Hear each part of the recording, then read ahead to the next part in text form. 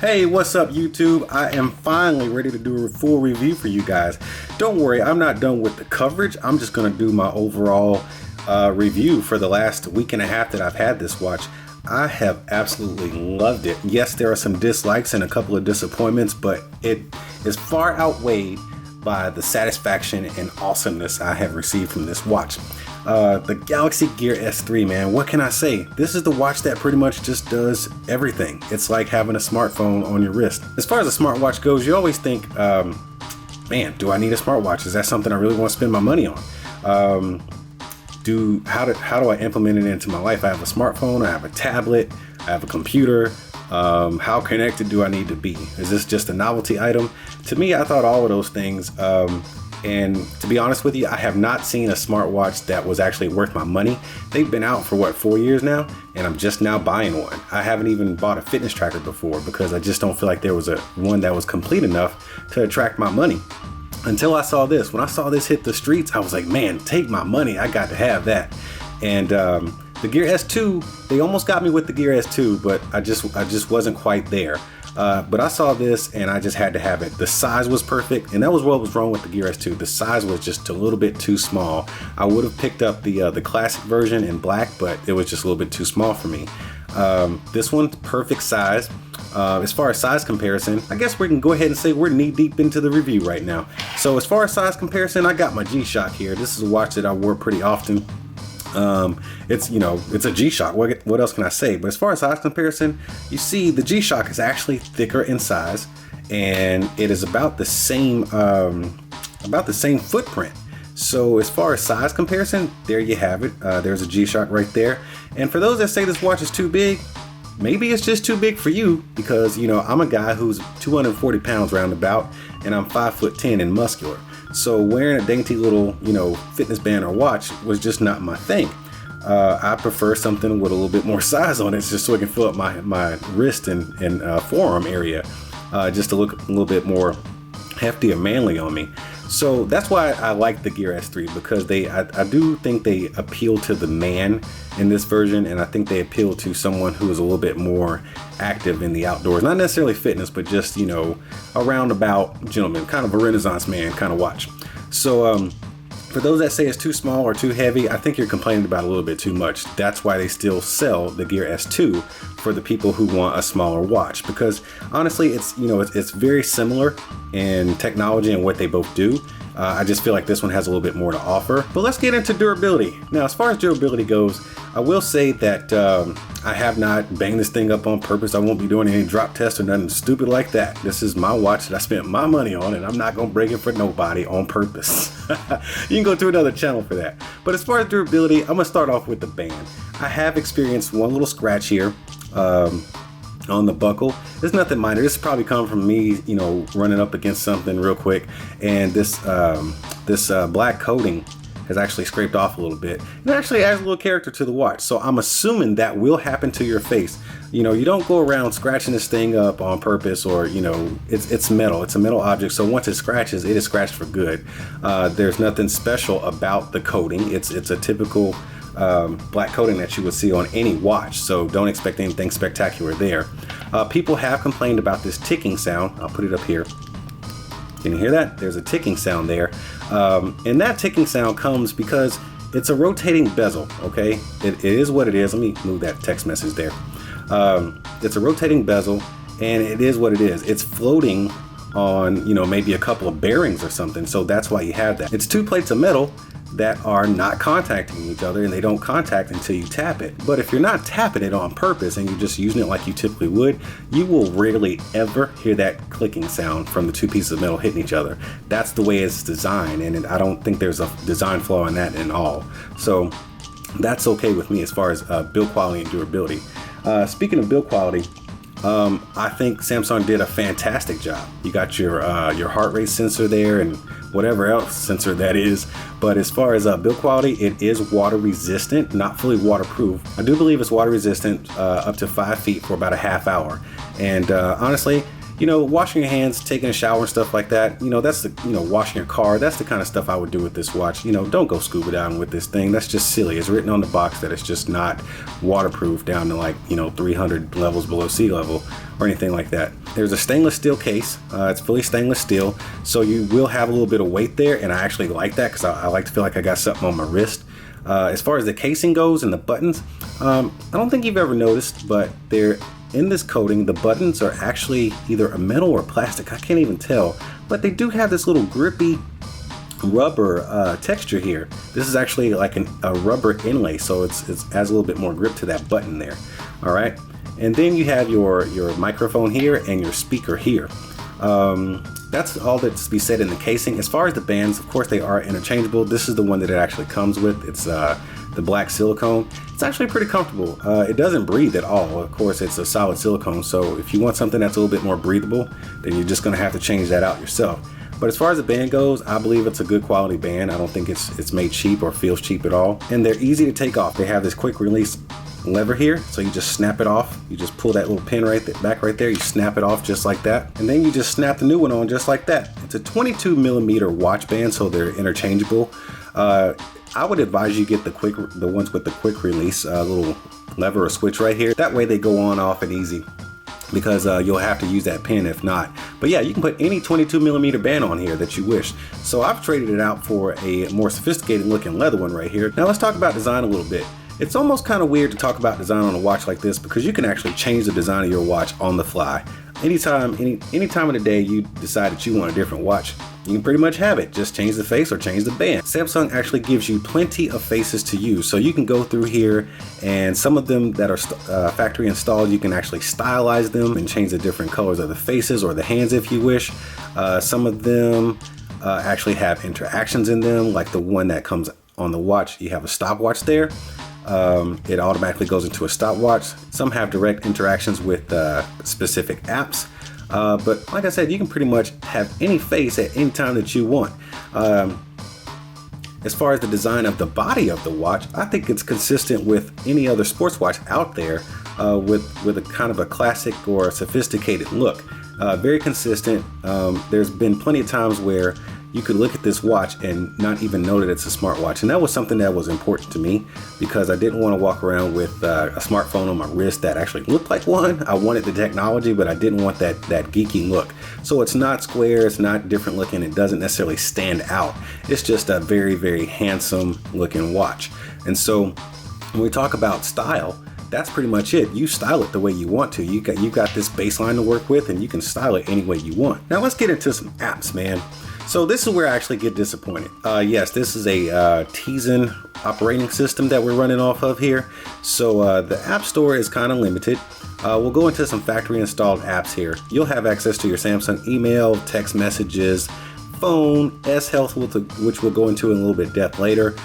Music, we'll talk about that a little bit later. Reminders, oh, I actually love this app. You can actually go in here and put in reminders. It doesn't sync up with your phone or anything, but it's straight on the watch. You can go ahead and put in reminders, and it will remind you of everything you need to do right on time. It is very intuitive and easy to use. There's your schedule. This actually works with your Samsung calendar or whatever you have connected to it. We'll go to the next page. You've got a built-in weather app. There is S-Voice. If they would only just work with Google just a little bit. I really do wish we had Google integration into this phone. There's your altibarometer. This thing is actually pretty awesome. I don't really know how to read it, but it actually tells me like when pressure drops. When you set it up, it'll tell you when the pressure is dropping, and you need to grab an umbrella, dude, because it's gonna rain on your face. I actually really enjoy that. And then you have your photo gallery, which I think is kind of a silly app to have on this watch. And I'll get into reasons for some of these apps why I think they're silly in the first place. But to me that's kind of silly to have on a watch. Your alarm, which is pretty important. World clock. Find My Phone, that's a great one. Contacts. Samsung Pay. Please check out my review on Samsung Pay. Samsung Pay on this watch has been phenomenal. It has not failed me once in the multitude of times I've actually used it. And it actually, to me, works faster than Samsung Pay on my Galaxy S7 or my Galaxy Note 7. So it actually has sped up my checkout time. Your calendar, which has actually come in kind of useful. The layout is pretty good. Voice memo works very well, with the exception of S-Voice. The speedometer I have not had a chance to test out. And then you have a stopwatch and a timer. So, and these are some of these apps I've actually had to install myself. They didn't come pre-installed. Now the timer and stopwatch, this is where I start to talk about disappointments. This is a watch, so its first function is to be a watch. I feel like the timer and stopwatch should actually come pre-installed and integrated in the system somehow. There should be widgets that actually, as you go through this rotating bezel here, to circle through your widgets on this is basically your home screen. These are different home screens if you compare it to an Android or Tizen phone. There should be a stopwatch widget here. There should be a timer widget. What I've had to do is add a widget and go in here, and there's a app shortcut widget here, which I've had to actually put my timer and stopwatch on. I'm actually a fitness instructor, so this was actually pretty important to me to have a good timer and stopwatch. But Samsung, I do believe you failed in this department, is having it readily available as far as being a watch and having watch functionality. There should not be, yes, I understand it's an app, but it should be integrated in the watch a little bit better. There is one face that I showed you earlier that has a stopwatch built in, but it's not the timer or stopwatch app. It's just built into the face. And some faces actually do have timers or stopwatches built in, and that's cool, but honestly, I really do think there should be a widget or some better access to getting to a timer. Let's talk about the music app, okay? There's my Tupac California Love right there. Now, listening to music on this thing is great. It actually has a pretty good speaker on it, and I have gone out running without my phone and just listening to the music on the stores that they have here for you to download. But that's just it. If you have a collection of MP3 that you can actually download to the phone, you're good to go. There's 4 GB of storage on here, but about 2.5 of it is taken up by the software and other apps. The good news about that is the apps that you install in here are relatively small, so they don't take up a lot of space, so you don't have to worry about that. But that's still not a lot of room for a whole bunch of music. This is where I think Samsung failed. Even though this is the LTE version and I have unlimited data, what good is it if I can't stream music? Yeah, I know we're supposed to be getting Spotify, and this thing actually comes pre-installed with the pre-installed version of iHeartRadio that only works with your phone connected, because it's actually streaming from your data plan on your phone, not the watch. So I'm assuming that Spotify is going to work the same way. I strongly believe that they should let you stream music from this thing. But then again, I get it with the carriers. If you're streaming, loads and loads of music from a $10 data plan, then yeah, that's kind of getting it in on the phone companies. But that's an issue between Samsung and the data carriers. I believe as consumers, we should be able to stream music directly to this thing. If you're going to call it a standalone device and it has music on it, let us stream our music from here. As far as apps, I like Audible. I love to listen to Audible books as I run or walk through the neighborhood. And as far as app selection, Audible is not on here. You can't have Audible either with your phone connected or as a standalone app in here. And of course you can't stream. So it'd be nice to have Audible integrated in here. More listening apps that are actually in the watch that you can use without having your phone tethered to this thing, so you can truly be free of your phone as far as music goes. But it is nice to have this on here because I do have probably 30 or 40 songs on here that I actually like. So if I need to go into beast mode for a quick run or something, I do have something to work with. So Samsung, get on that, man, because I feel like we're getting cheated a little bit here. When you tell us we have unlimited data, on a plan, T-Mobile, AT&T, and Verizon, yeah, that's kind of like, so we can't do anything with it. You know what I mean? Anyways, now let's go into S Health. Oh man, I'm gonna spend a little bit of time here because I really like the way they worked it into this watch software. Not only into the watch, but also into the phone. Back in the day when S Health first came out, I tried it out and I didn't like it because I felt like it was in beta and it just wasn't good enough for me. But I'm glad I had to revisit it due to this watch. It's heavily integrated into the software. They've done a great job, so don't sleep on that. But I really love it because now you can actually challenge people to step-in contest, I guess you would call it, or step challenges, and you can actually challenge multiple people and keep up with it on this watch. Not only within the S Health app, but also in the widget and on some of the faces. It'll even show you in like live time what the other person is doing as they upload anyways. So I really do like, let's go ahead and go through all these widgets that are embedded into the S Health app. So you got your calories here. There's no, oh yeah, it will tell you, kind of tell you through the day what you've done. If you just kind of, click in there, it'll tell you how busy you've been, right? And as you can see, I'm a fairly active person. I've been doing some stuff, man. All right, let's see here. Let's scroll. All right, 14,533 steps today. 3 floors because it's got that altimeter on it. Let's see here. You can start your workouts. Let's go into these and see what kind of workouts we have.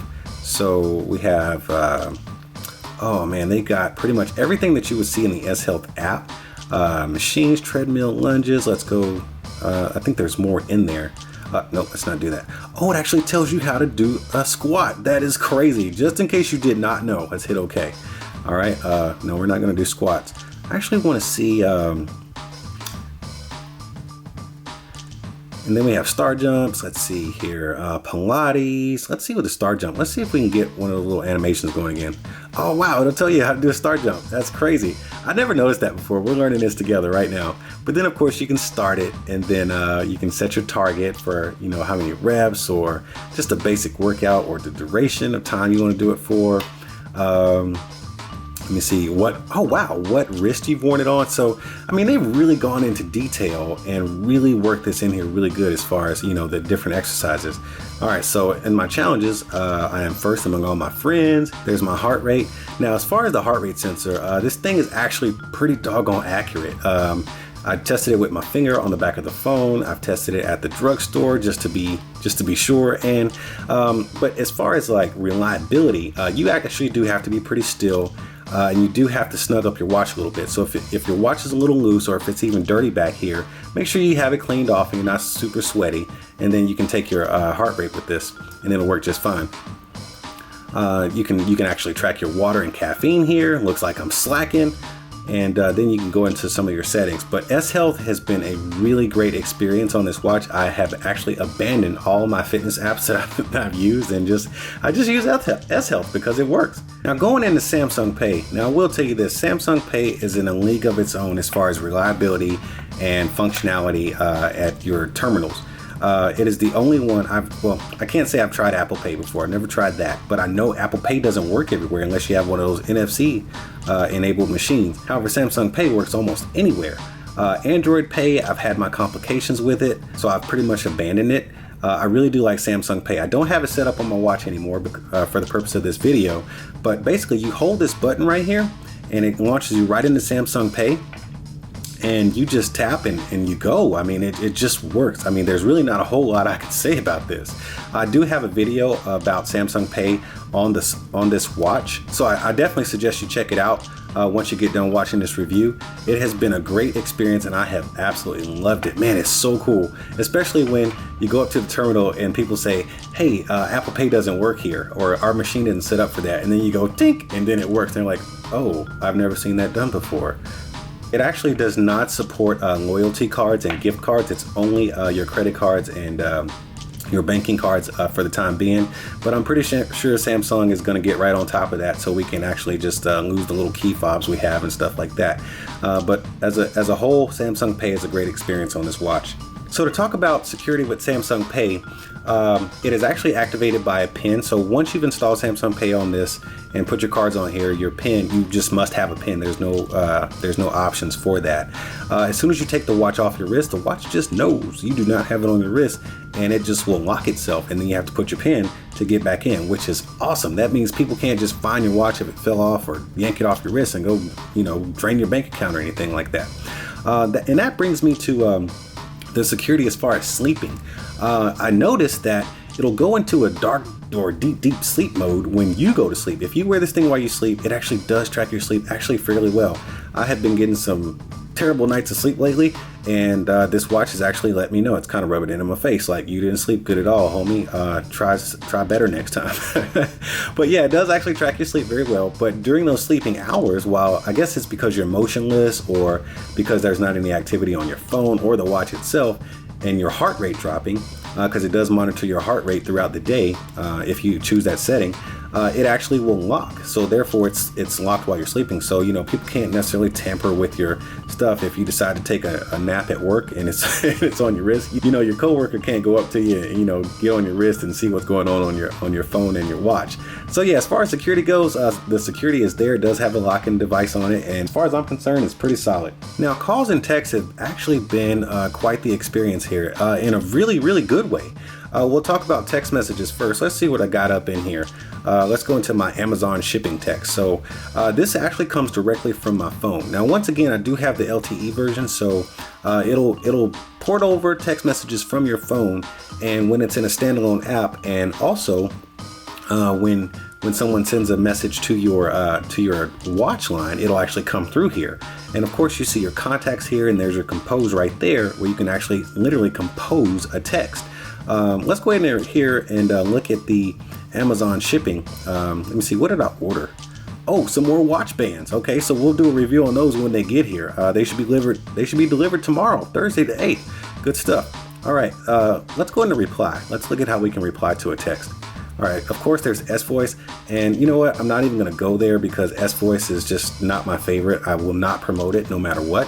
I'm sorry, Samsung. I gotta let you know how bad that is. But then there's some pre-installed ones, and that you can actually, these are actually ones that I have actually put in. The ones in blue are ones that were actually pre-installed. And then the no worries, okay great, and okay awesome, and these emojis are actually ones that I put in there for just my readily available responses to stuff, for quick response. You do that via the app, okay? And then of course you got your emojis, and it supports a ton of emojis. Okay, you got that is all of them, all the ones that you'll see on your phone. Let's scroll through all these. Let's have some fun. Oh man, that dude is messed up, and this dude is freaked out. Okay, let's see here. Yeah, pretty much every emoji you'll see on your phone, and yeah, they spared no expense when it came to emojis. And then let's get into responding via text. So here you can actually write by hand, and you can write hi, just like that, and it actually recognizes it very well. And if you turn the bezel, you'll get your other input options. So let's do, hey, let me see here. I space am doing. And you can select there. We'll say we're doing fine. All right. Yeah. So the text, the texting actually works really well. I've actually typed out quite a few texts on this watch, just pretty much on the fly without going to my phone. Phone call quality is absolutely great. You can talk on this thing and do the dishes, and the person you're talking to probably won't even know that you're actually on a speakerphone, let alone a watch on your wrist. I have really enjoyed making my phone calls on here, and to be honest with you, it's also cool just kind of looking like James Bond or Dick Tracy talking on your watch phone. What did he tell you on the seat heaters? I think it was like 13 or something like that. 1300, yeah, that's what I was showing. I just wanted to make sure we did the right thing on it. Yeah, is there any wiggle room on that? Like, $1,300. I can help you out on it a little bit. It may not be much. Okay. I can, go about 800, 1300. I can probably. Now, for those of you who do not have the LTE version, yes, you will have to have your smartphone attached or tethered via Bluetooth to get those phone calls and make them and stuff like that. But if you have the LTE version, don't worry, man. You can just leave your phone at home, and you can also call forward all of your mobile phone calls to your watch, so you don't miss a single thing. Check out my call forwarding video on that. Next, let's go ahead and get into the battery life on this thing. Now, if you're anything like me, when you get a brand new device, you're going to want to play with it for like the first 2 to 3 days, and you just cannot keep your hands off of it. So during that period of time, I'm going to let you know my battery life absolutely sucked, and it was my own fault because the screen was on and I was using apps like it was nobody's business. But when you actually leave this thing alone and you're not goofing off with it all day, it actually will last you about 2 days. Okay, so you can actually not charge it overnight for one night. If you wake up in the morning, charge it to full capacity, which takes about 2 hours from zero. It will get you through about 2 days. But then again, you can always get another charger. I do have a video about another charger that I got, an additional one to have at my office, just in case, I forgot to charge it or something like that. But Samsung boasts about 3 to 4 days. I say on average, especially with the LTE version, you're going to get no more than a day and a half to 2 days out of this thing with typical usage. And that's, using, a couple of the S Health options and, timer and, some stuff like that. Even making a few phone calls. I mean, I really do use this watch. I use a lot of features on it. And for me to get a day and a half out of here is actually pretty good in my opinion. And I don't mind charging it overnight. Now, rounding out this video, I guess you're all wondering, should I buy this thing? period. If I've never owned a smartwatch before, my answer to you is yes. This is a no-brainer, especially if you're a guy who likes a nice size watch on your wrist and with some great functionality. Yes, there are a couple of letdowns here, but I know Samsung is probably going to be working on it soon. But as far as this watch right now, I feel like it is a finished product. I don't feel like it's in beta or anything, or it's missing a whole lot as far as, hardware. Software can always be improved. As far as as far as the processing and software stuff like that, it's great. But as far as app stores and stuff like that, that can just be done with an update. So this is a very refined watch in my opinion, and it's definitely well worth the money. Now, if you already have an S2, whether it's classic or the sport one, should you upgrade? My answer is they're two different watches. It's not even called an upgrade in my opinion. It is called getting a different or new watch. One is a lot bigger than the other. One of them has a lot more functionality than the other. And it just depends on the look you're going for. So I can't, give you an answer on that. It's just really personal preference. Price on this thing, if you get the non-LTE version, the Bluetooth model, it's gonna run you about $350 sticker price. If you go to a carrier, it's going to run you about $400 because of the LTE. I would say if you have the opportunity, get the LTE. That way you can get the absolute best and most out of the watch. But should you buy it? I say yeah, even if you've already got an S2, get this one because trust me, once you get this one, you'll probably not pick up that S2 anymore unless you're going for a specific look. As you've seen, I've dressed this watch up with different bands and different faces so it can be used in a lot of different environments. I think you're going to be really happy with your purchase if you decide to get one. Now let's keep in mind that this is a watch and that's its primary function. With downfalls, I've even contradicted myself a couple of times saying that there's not a lot of apps. And what I really do mean by that is functional apps for a watch. If you're going to have a smartwatch with music on it and capable of, playing music, then, I think we should have some streaming apps. I believe there should be, lots of functional stopwatch and clock widgets, things of that nature that are conducive to a watch. Now, you gotta be careful what you ask for in a smartwatch because you think about this, it's a watch. It's not supposed to necessarily, show you pictures or even take pictures. Now, it's cool if it does, but, just because it doesn't take pictures or the picture quality isn't that great or the picture is round, that's neither here nor there. It's a watch. As far as having games and stuff like that to play on your watch, who does that? You have a phone for that. You have a tablet for that. You have a PlayStation console for that. You don't need that on your smartwatch. Smartwatch is supposed to be something that you use for, quick glanceable notifications. The fact that we can actually text on this thing, and you saw how I did it, it was fully functional. To me, that's a miracle in itself. That's not something I would necessarily expect from a smartwatch. It's on your wrist. You actually do have a phone when you actually need to type out an email. But this thing is actually capable of doing it. I don't necessarily need to be able to turn my lights on and off with it or control my TV or start my car or anything like that. I think those are really great things to have, but I think we should give more consideration for what we ask for in cases of a smartwatch or a wearable device. As far as the price tag, I do believe it's competitive. We spend good money on watches, and this one is well worth the money in my opinion. Anyone that says otherwise, you can come see me about that because, I pay plenty more for other watches that don't do half the things this one does.